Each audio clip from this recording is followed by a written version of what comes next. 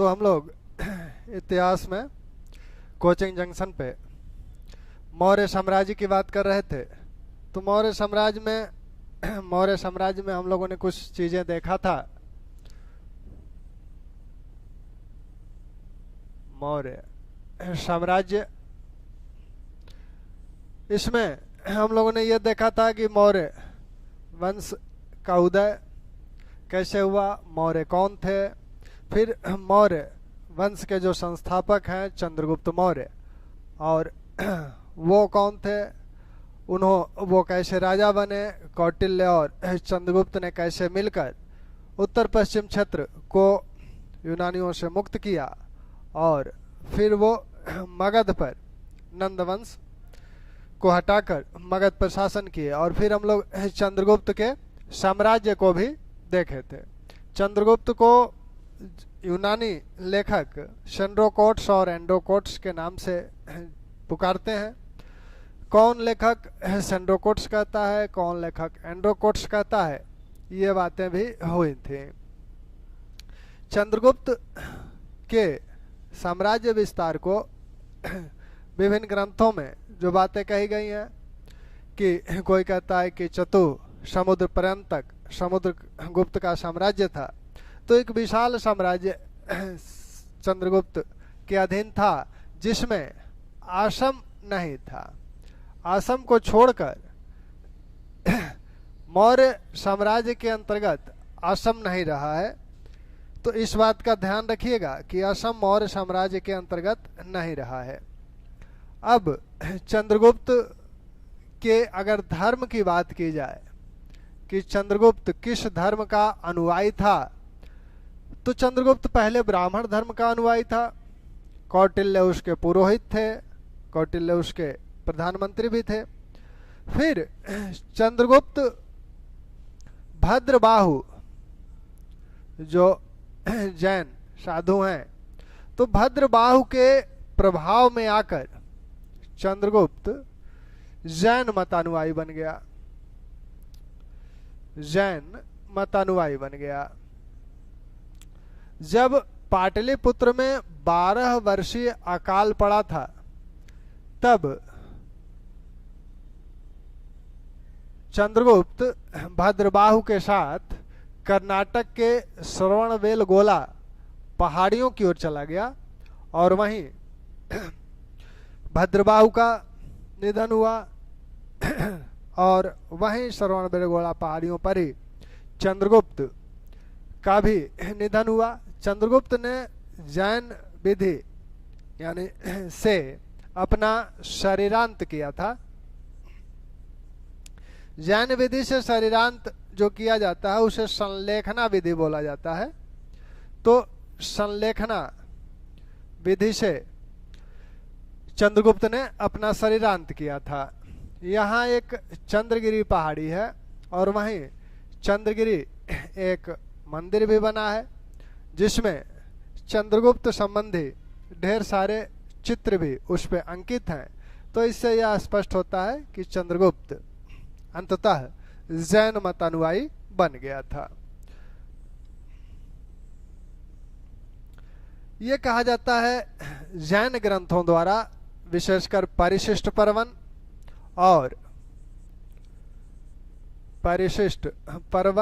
और राजाबली कथा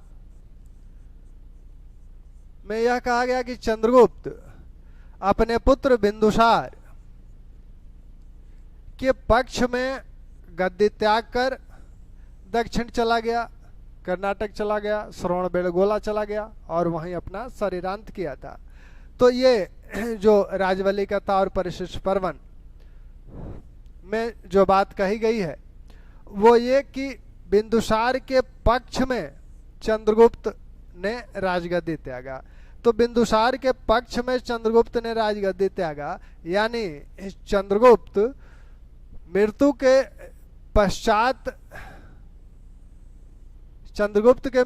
पश्चात दूसरा शासक नहीं बना था, बल्कि चंद्रगुप्त के जीवन काल में ही बिंदुसार मौर्य वंश का शासक बन गया।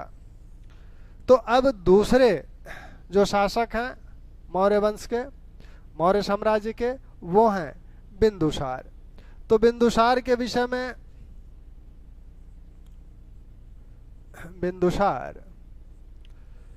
बिंदुसार के विषय में पुराण कहते हैं कि यह 25 वर्ष शासन किया था,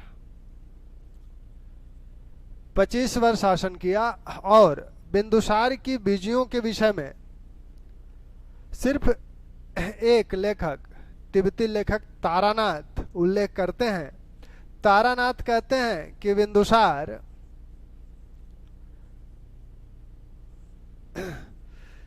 16 राजाओं को पराजित किया था और अपना साम्राज्य दोनों समुद्रों के बीच तक विस्तारित किया। यानी इधर पूर्वी समुद्र, पश्चिमी समुद्र के बीच बिंदुसार का साम्राज्य विस्तार था। तो तारानाथ ऐसे लेखक हैं जो बिंदुसार की विजयों का उल्लेख करते हैं। अन्य किसी स्रोत से बिंदुसार की विजयों का उल्लेख नहीं मिलता है। तो अन्य किसी भी स्रोत से बिंदुसार की विजय का उल्लेख नहीं मिलता है। इतिहास में बिंदुसार को एक विजेता शासक के रूप में नहीं माना जाता है। इतिहास में बिंदुसार की जो उपलब्धि है या जो महत्ता है वो ये है कि चंद्रगुप्त मौर्य द्वारा बनाए गए साम्राज्य को बिंदुसार ने अक्षुण्ण बनाए रखा। तो यही बिंदुसार की असली महत्ता है। बिंदुसार के विषय में कुछ यूनानी लेखक भी कुछ सूचनाएं देते हैं। और बिंदुसार के जन्म के विषय में जो बात कही जाती है, यह कहा जाता है कि बिंदुसार चंद्रगुप्त की पत्नी दुर्धरा से उत्पन्न हुआ था। यानी चंद्रगुप्त और दुर्धरा का यह पुत्र था। चंद्रगुप्त और दुर्धरा के पुत्र बिंदुसार थे। और ऐसा माना जाता है कि इसके जन्म के समय इसके माथे पर एक टीका था, इसलिए इसे एक बिंदु था, इसलिए इसे बिंदुसार कहा गया। पतंजलि के महाभाष्य में बिंदुसार को अमित्र घात बोला गया है, अमित्र घात बोला गया है। और इसी कारण यूनानी लेखक इसे अमित्रो कोडिश कहते हैं। तो बिंदुसार के ये दो नाम, अमित्रघात और अमित्रो कोडिश, यूनानी लेखकों द्वारा। जैन साहित्य बिंदुसार ये बिंदु शरीर पे माथे पे बिंदु होने के कारण बिंदुसार है। और अमित्रघात पतंजलि के महाभाष्य में कहा गया है। और जैन साहित्य इन्हें बिंदुसार को सिंहसेन बोलते हैं, सिंहसेन। ये महाबली कथा में भी कहा गया है और अन्य जैन ग्रंथों में भी। तो बिंदुसार के नाम कितने हुए? तो बिंदुसार के नाम जो हुए वो आपके सिंहसेन,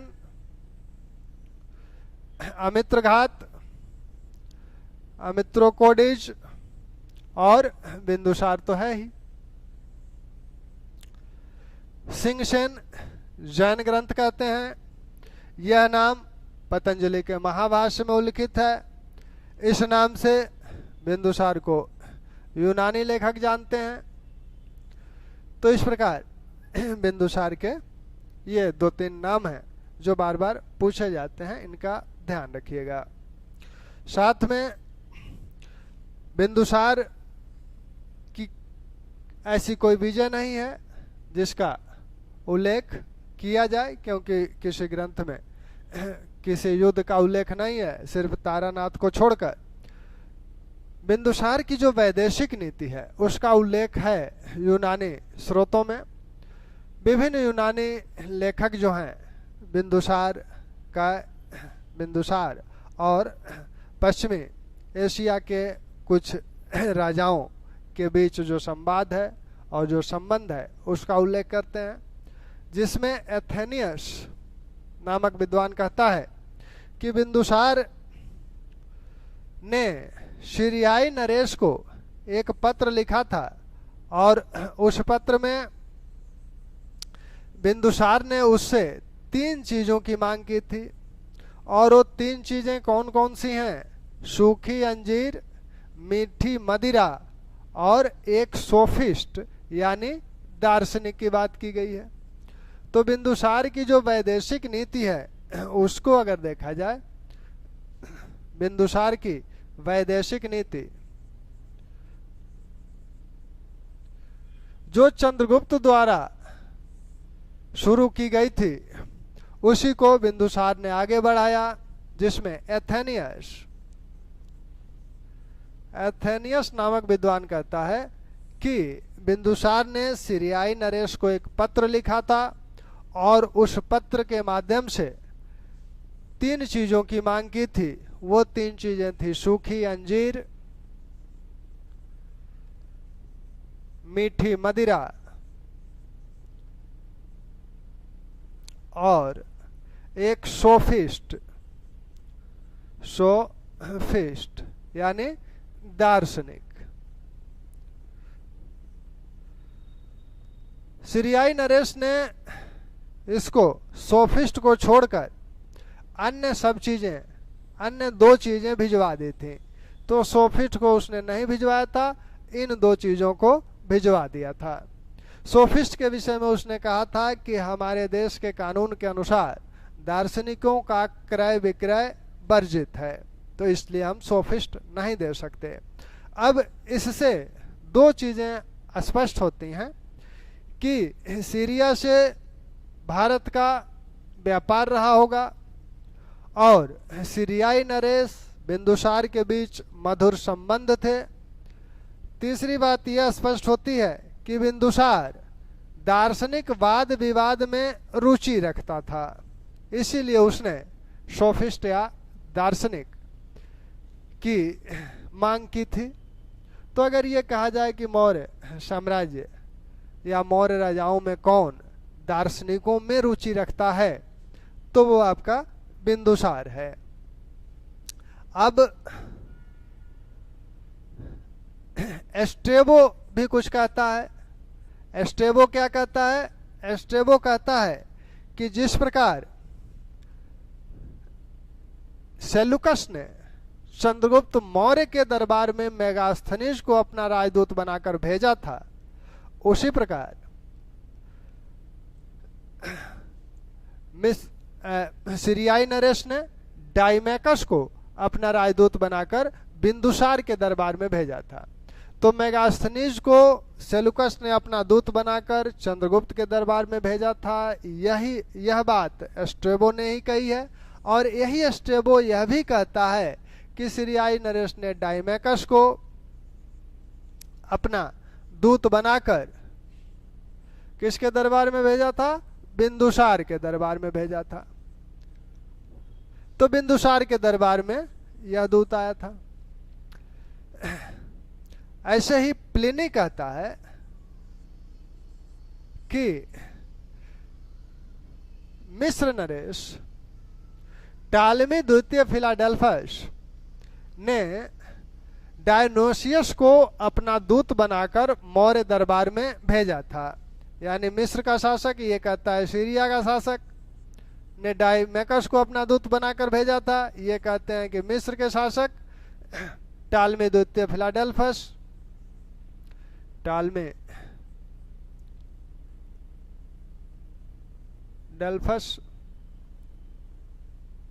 ने अपना दूत बनाकर किसे भेजा था?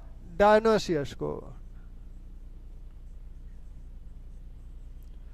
तो बिंदुसार के दरबार डायनोसियस को कहां भेजा था? मौर्य दरबार में भेजा था। वो किसी राजा का नाम नहीं ले रहा, वो कह रहा है कि मौर्य दरबार में भेजा था।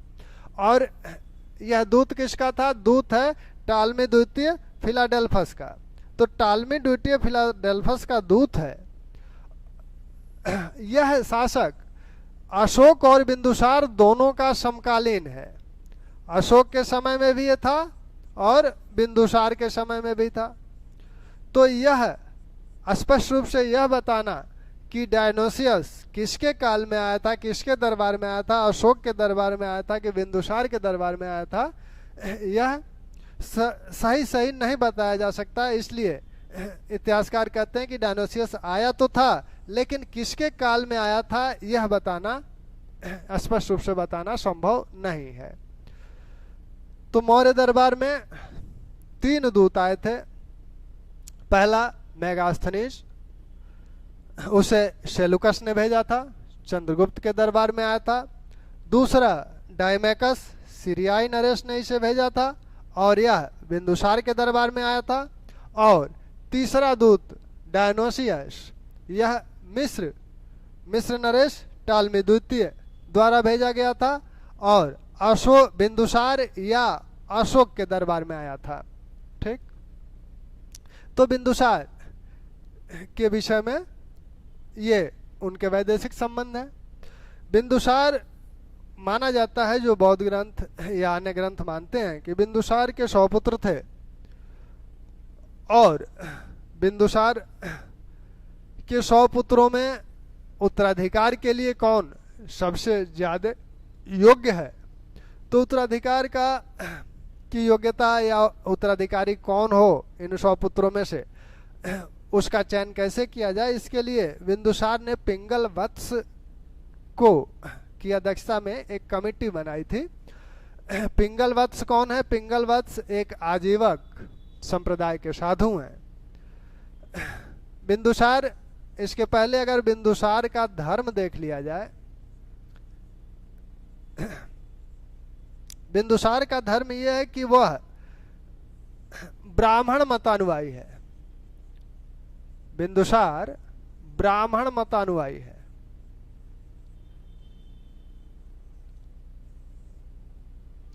लेकिन ब्राह्मण मतानुयायी होते हुए भी उसने आजीवक संप्रदाय को प्रश्रय दिया। आजीवक संप्रदाय को प्रश्रय प्रदान किया। इसी आजीवक संप्रदाय का एक साधु पिंगल वत्स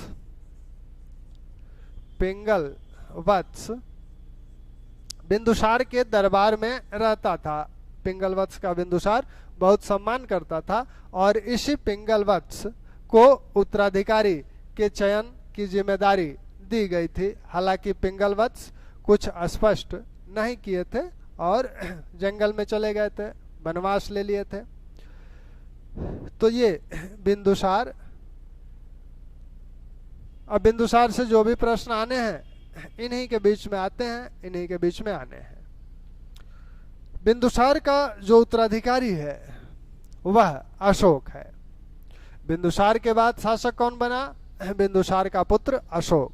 बिंदुसार के विषय में कहा जाता है कि उसके 100 पुत्र हैं और सिंगली अनुश्रुतियां कहती हैं कि अशोक अपने 99 भाइयों को मारकर राजगद्दी प्राप्त किया। तो यह जो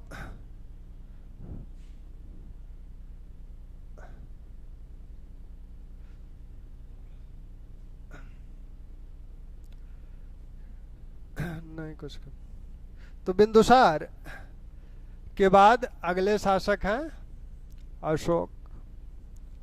अब अशोक कब से कब तक शासन करते हैं? तो अशोक के विषय में कहा जाता है कि अशोक ने राजगद्दी 273 ईसा पूर्व में प्राप्त की और इनका राज्याभिषेक 269 ईसा पूर्व में हुआ। यानी राजगद्दी इन्होंने इस समय प्राप्त की और इस समय राज्याभिषेक हुआ।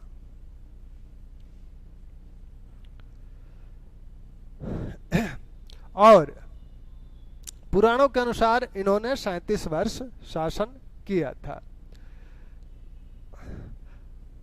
अशोक के विषय में सिंघली अनुश्रुतियां जो हैं वो ये बताती हैं। सिंघली अनुश्रुतियां कौन कौन है? सिंघली अनुश्रुतियां आपकी दीपवंश और महावंश हैं। तो सिंगली अनुश्रुतियां बताती हैं कि अशोक अपने 99 भाइयों की हत्या करके शासक बना था। 99 भाइयों की हत्या करके शासक बना था। अब भाई इसके अशोक के भाई जो हैं, इन भाइयों में दिव्यावदान में जिन भाइयों का उल्लेख है, 3 भाइयों का उल्लेख दिव्यावदान में है। तो दिव्यावदान में जिन भाइयों का उल्लेख है उनमें सुसीम, अशोक और विगतशोक।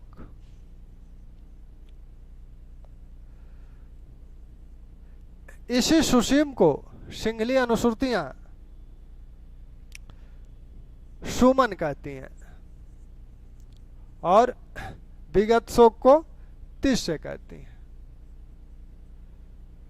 तो यही सुमन है सुसीम और यही विगतशोक तिष्य है। अब दिव्यावदान के अनुसार ये दोनों सहोदर भाई हैं, सहोदर हैं, यानी एक ही मां से उत्पन्न हुए हैं। सबसे बड़ा सुसीम है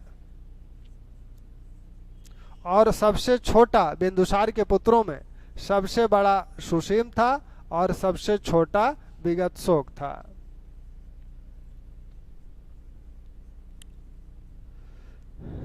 सबसे बड़ा सुसीम है और सबसे छोटा विगतशोक है। सिंगली अनुश्रुतियां कहती हैं कि 99 भाइयों को मारकर अशोक राजगद्दी प्राप्त किया और दिव्यावदान कहता है कि अशोक सुसीम को मारकर राजा बना।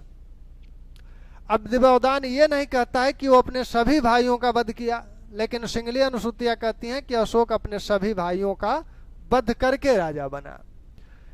जो सर्वाधिक लोग जिस मत को मानते हैं वो दिव्यावदान के मत को मानते हैं कि सुसीम को मारकर अशोक शासक बना। उसके शासन काल में अन्य भाई बहन भी जीवित थे, जिसका उल्लेख खुद उसके शिलालेख, 5वें शिलालेख में, अशोक के 5वें शिलालेख में हुआ है। उसमें उसके भाई और उसके परिवारों का उल्लेख है। उसमें से कुछ गवर्नर पदाधिकारी भी बनाए गए हैं। तो ऐसे में ये नहीं कहा जा सकता कि अशोक अपने सभी भाइयों की हत्या कर दिया था।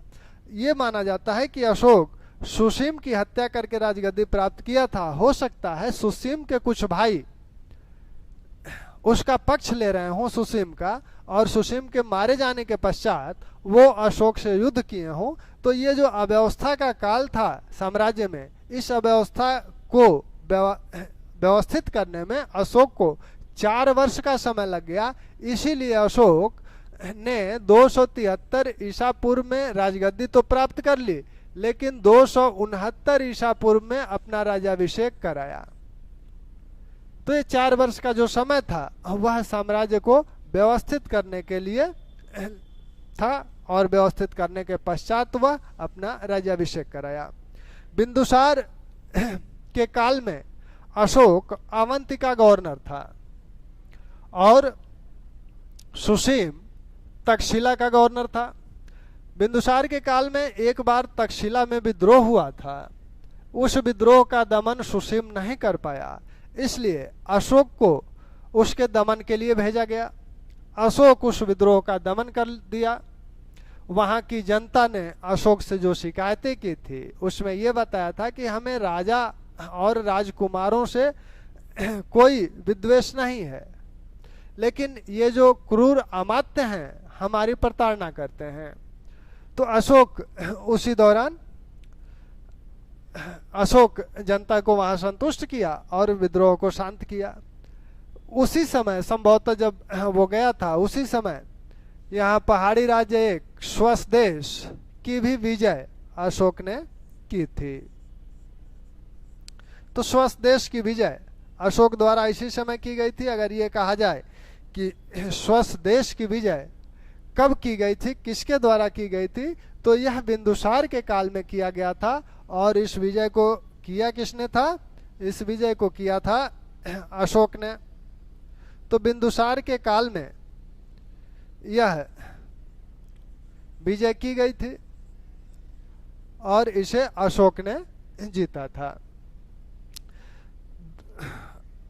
बिंदुसार के जो अमात्य थे वो अमात्य अशोक को अधिक पसंद करते थे। बिंदुसार के पुत्रों में अशोक को वो अधिक पसंद करते थे। तो ऐसे में अमात्यों ने एक षड्यंत्र किया कि अशोक को कैसे राजा बनाया जाए। तो षड्यंत्र ये किया कि वे लोग तक्षशिला में एक बार विद्रोह करा दिए। जब बिंदुसार बीमार पड़ा था तभी अमात्यों ने तक्षशिला में विद्रोह कराया और बिंदुसार से कहा कि सुसीम को उस विद्रोह के दमन के लिए भेजा गया। जब सुसीम तक्षशिला में विद्रोह के दमन हेतु गए थे तभी बिंदुसार का निधन हुआ और पास में अशोक थे, इसलिए अशोक को राजगद्दी प्राप्त हुई। जब उधर से सुसीम लौट रहा था तब एक अग्निखाई में सुसीम गिर गया और वो उस अग्निखाई में गिरकर उसकी मौत हो गई। तो यह जो अग्निखाई के निर्माण कराया गया था यह अमात्यों के षड्यंत्र के फलस्वरूप ही कराया गया था। तो यह कहा जा सकता है कि अमात्यों ने षड्यंत्र करके सुसीम को राजगद्दी से वंचित कर दिया। तो अशोक के राजा बनने की ये कहानी है।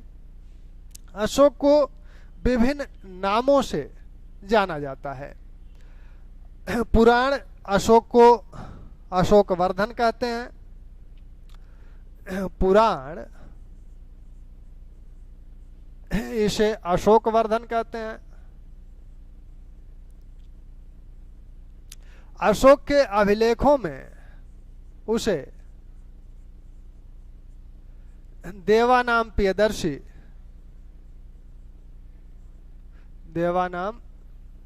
प्रियदर्शी कहा गया है या प्रियदर्शी कहा गया है।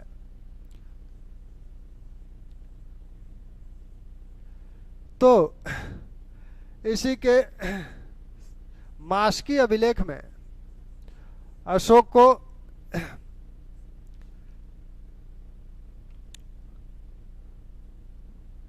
मास्की नहीं, ये आपके जो अभिलेख हैं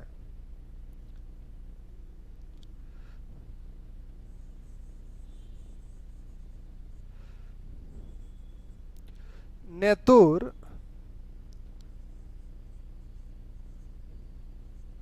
उड़ेगोलम,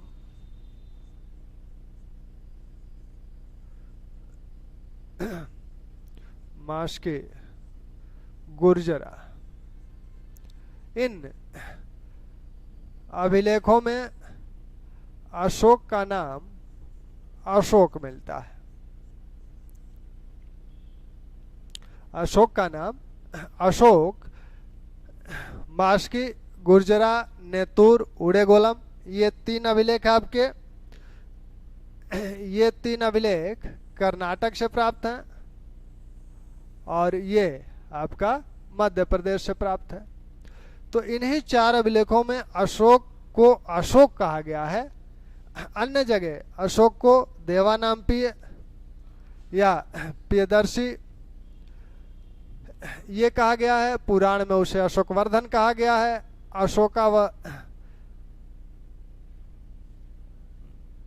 तो ये अशोक के नाम है। अब इस अशोक की पहचान अभिलेखों का जब पाठन किया था, किसने सबसे पहले अभिलेखों का पाठन किया? प्रिंसेप ने।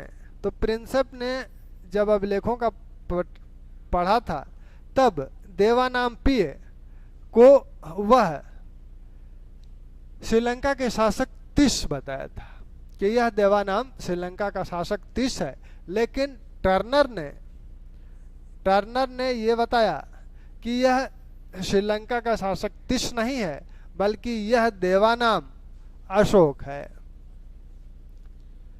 तो देवानाम प्रियदर्शी किसके लिए प्रयोग किया गया है? यह बात सबसे पहले टर्नर ने बताई थी कि देवानाम प्रियदर्शी अशोक के लिए प्रयुक्त किया गया है। हालांकि प्रिंसेप ने अशोक के अभिलेखों को सबसे पहले पढ़ा था, दिल्ली टोपरा अभिलेख, लेकिन वह एक गलती कर गया कि उसने देवानाम प्रियदर्शी का मतलब श्रीलंका के शासक तिस से समझ लिया।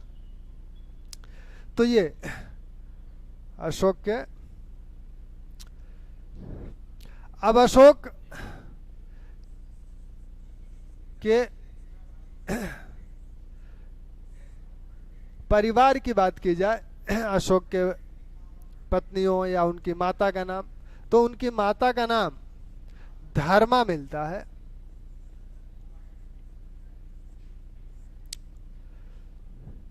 सिंगली अनुश्रुतियों में इन्हें धर्मा कहा गया है। अशोक की जो पत्नी है, तो सिंगली अनुश्रुतियों में अशोक की पत्नी का नाम, पत्नियां जो हैं उनकी, तो इसमें देवी, तिस्सरक्षिता,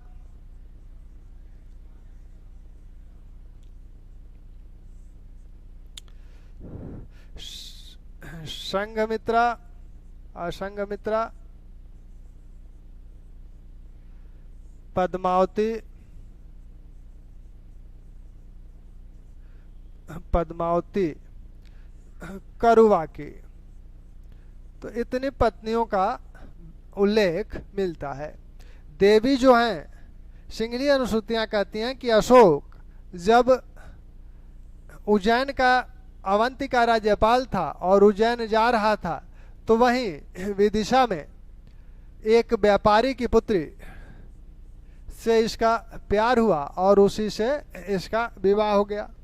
यह शाक्य वंश की बताई जाती है कि यह शाक्य वंश की हैं। इसी को महाबोधि वंश में विदेश महादेवी भी कहा गया है। विदेश महादेवी।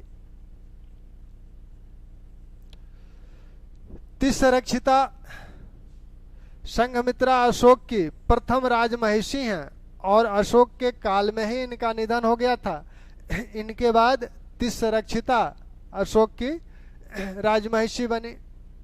पद्मावती के विषय में कहा जाता है कि इन्हीं से उत्पन्न कौन हुआ था? कुणाल। तो कुणाल जो अशोक का पुत्र था, इसी पद्मावती से उत्पन्न हुआ था। करुवाकी का उल्लेख अशोक के अभिलेखों में मिलता है और इसी से तीवर का जन्म हुआ था।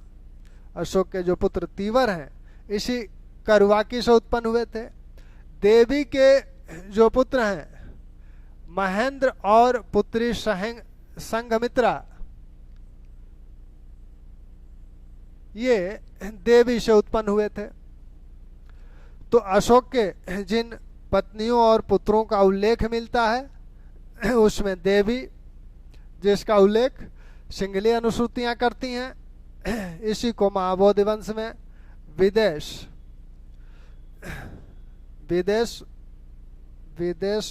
इसको विदेश महादेवी कहा गया है। विदेश महादेवी इन्हें कहा गया है। इन्हीं से महेंद्र और संघमित्रा उत्पन्न हुए। तिस्सरक्षिता, इनका उल्लेख दिव्योदान में हुआ है। तो तिस्सरक्षिता का उल्लेख किस में हुआ है? दिव्योदान में।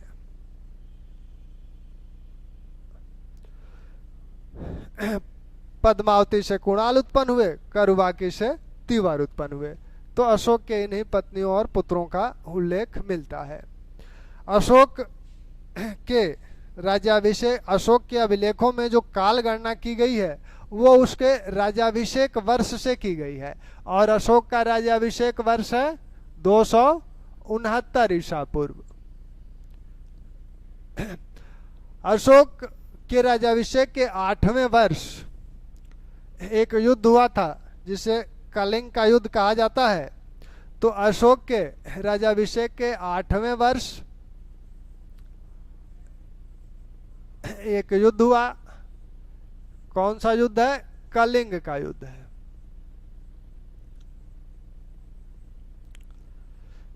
इस युद्ध में अशोक को विजय मिली। अशोक इस युद्ध का विवरण अपने 13वें शिलालेख में देता है। 13वें शिलालेख में इस युद्ध के परिणामों का विवरण देता है और उसमें कहता है कि इस युद्ध में 1 लाख लोग मारे गए, 1.5 लाख बंदी बनाए गए। जो युद्ध में ब्राह्मण श्रमण शामिल नहीं हुए थे वो भी अपने परिजनों के मारे जाने के कारण बहुत दुखी हुए। तो इस युद्ध का परिणाम वो इस प्रकार बताता है। साथ में बताता है कि युद्ध की विदारक स्थिति को देखते हुए हमारा हृदय परिवर्तन हुआ। तो अशोक के काल में सिर्फ एक ही युद्ध का विवरण मिलता है, वो है कलिंग का युद्ध। अन्य किसी विजय का विवरण नहीं मिलता है। अब कलिंग पर आक्रमण करने का कारण क्या था, क्यों अशोक ने कलिंग पर आक्रमण किया? तो एक तो कारण सामान्य सा कारण रहा होगा साम्राज्य विस्तार, क्योंकि इधर बंगाल पर भी मौर्यों का अधिकार था, नीचे भी मौर्यों का, आंध्र प्रदेश पर भी मौर्यों का अधिकार था, तो बीच में उड़ीसा बचा हुआ था। तो हो सकता है कि अशोक अपने साम्राज्य को विस्तृत करने के लिए कलिंग पे आक्रमण किया हो। रोमिला थापर जैसे इतिहासकार कहते हैं कि इस विजय का प्रमुख कारण व्यापारिक था। इसका जो प्रमुख कारण है वो आर्थिक है, व्यापारिक है, क्योंकि दक्षिण पूर्व एशिया से जो व्यापार हो रहा था उस व्यापार में समुद्री डाकू बाधा उपस्थित करते थे। दक्षिण पूर्व एशिया या श्रीलंका से जो भी व्यापार हो रहा होगा तो इसी रास्ते आता होगा, यहाँ समुद्री डाकू परेशान करते थे और संभवतः उड़ीसा के राजाओं का उन्हें संरक्षण मिलता रहा होगा। तो इसलिए अशोक ने कलिंग पर आक्रमण करके इस व्यापारिक जो बाधा है उसको दूर करने का प्रयास किया और इसके बाद दक्षिण पूर्व एशिया और श्रीलंका से व्यापार में वृद्धि हुई होगी। तो ये जो बात कही जाती है अशोक द्वारा कि रोमिला थापर द्वारा, ये बात ध्यान रखिएगा कि किसने कहा है, व्यापारिक रोमिला थापर ने। तो रोमिला थापर इसके व्यापारिक कारण पर प्रकाश डालती हैं। श्रीलंका और दक्षिण पूर्व एशिया से जो व्यापार हो रहा था उसमें बाधाएं उपस्थित हो रही थी, इसलिए अशोक ने कलिंग की विजय की। कलिंग का युद्ध अशोक के लिए एक टर्निंग पॉइंट साबित हुआ। कलिंग के युद्ध के पश्चात ही इसके युद्ध में जो हृदय विदारक दृश्य उपस्थित हुए थे उसको देखने के पश्चात ही अशोक बौद्ध धर्म को अपनाता है। वह 13वें शिलालेख में भी इसका उल्लेख करता है कि हमने बौद्ध धर्म को अपनाया, और प्रथम शिलालेख में भी इसका उल्लेख करता है कि हमने 8वें वर्ष, अपने 8वें वर्ष, यानी ये कलिंग युद्ध कब हुआ था, 8वें वर्ष हुआ था, तो 8वें वर्ष हम बौद्ध धर्म की शतोषाह वंदना करने लगे, उसकी अभिरक्षा, उसकी रक्षा ये करने लगे, और 2.5 वर्ष तक हम एक साधारण उपासक के रूप में रहे। फिर हम 1 वर्ष से कुछ अधिक समय तक संघ के ज्यादा संपर्क में आए, और तब संघ का बहुत विकास हुआ जिसे देखकर हमें भी आश्चर्य हुआ। यह बात अशोक अपने प्रथम लेख में करता है। तो अशोक के विषय में हम लोगों ने जो देखा, एक तो अशोक का राजाभिषेक किन परिस्थितियों में हुआ, वह गद्दी किस परिस्थिति में प्राप्त किया, फिर साम्राज्य में जो विघटन की प्रवृत्तियां थीं उसका दमन करके, इस दमन करने में कुल 4 वर्ष लगे, फिर उसने अपना राजाभिषेक कराया। अशोक के नाम क्या क्या हैं,